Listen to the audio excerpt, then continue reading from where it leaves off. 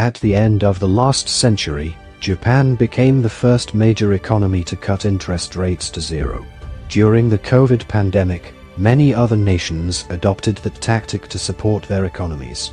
Those countries are now raising interest rates, but the Bank of Japan, BOJ, on Friday yet again kept its main rate below zero. And that is bad for its currency. The yen has long been seen as a safe haven, which investors traditionally bought at times of crisis.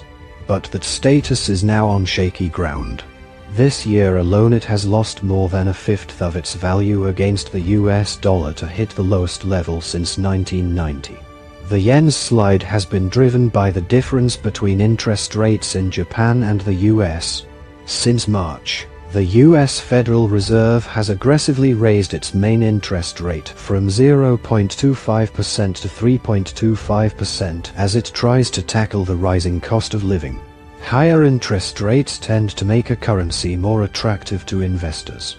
As a result, there is less demand for currencies from countries with lower rates, and those currencies fall in value.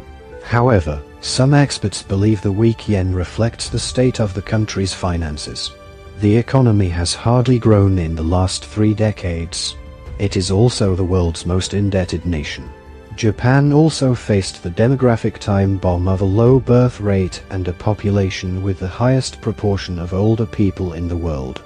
The government has allowed some foreign workers to help address the issue, but there is still strong opposition to immigration. There is no reason for the yen to strengthen, says Takeshi Fujimaki, a former advisor to billionaire investor George Soros. He expects the Japanese currency to hit 180 against the US dollar before eventually collapsing in value, as he has previously warned.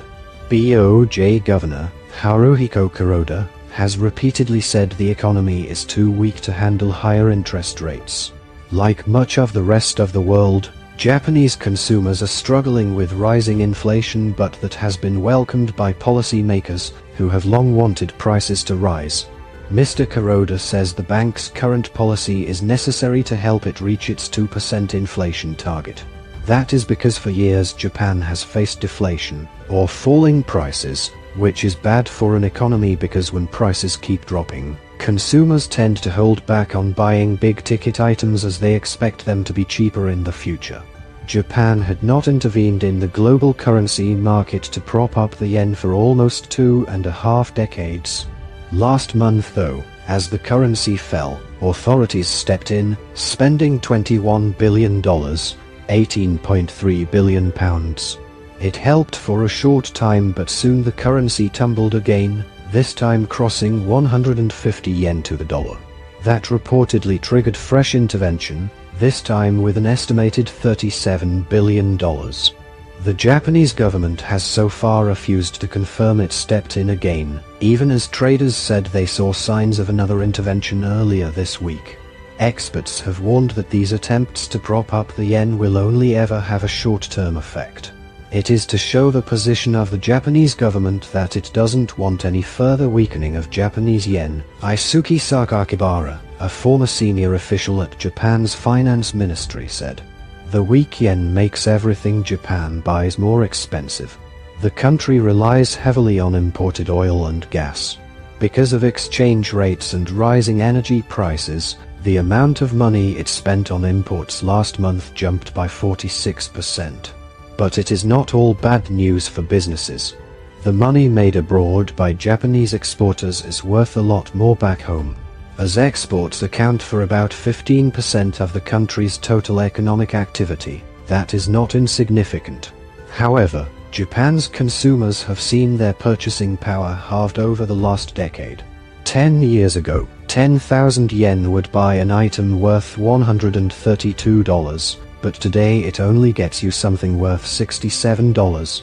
That is a major problem because average salaries in Japan have hardly risen in over 3 decades. The issue is even more acute when people need to use the yen to pay for things overseas, for example when they travel or their children study abroad. When the yen started to fall in value, Japan's borders were still shut, so people did not feel much of an effect. However, Now that Japan has started to allow visitors in, the currency's sliding value makes the country more attractive to tourists, as their holiday money goes further. In 2019, Japan welcomed 32 million foreign visitors, who spent about 5 trillion yen, $33.6 billion,